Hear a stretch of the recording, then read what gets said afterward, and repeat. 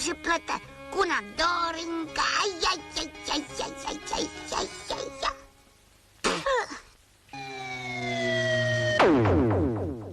No, to je radost. Zrovna mě vletí do hnízda. To já mám ještě větší radost. Jak se teď dostanu dolů. No já do tebe jednoduše strčím a bude to. To bych se přece uhodil.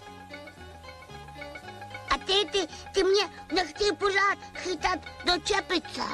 A vymysli si něco chytřejšího. Ne. A je to.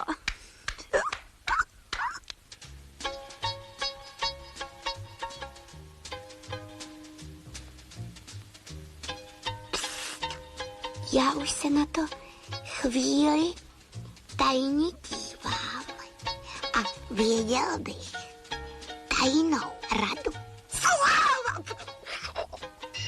Hele, tohle je obnošený hraboší kožíšek.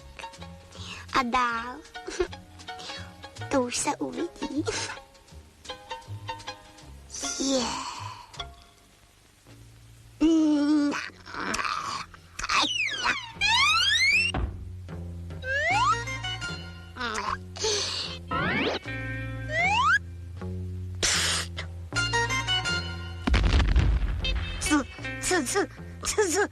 Co to? Najednou jsou tu dva?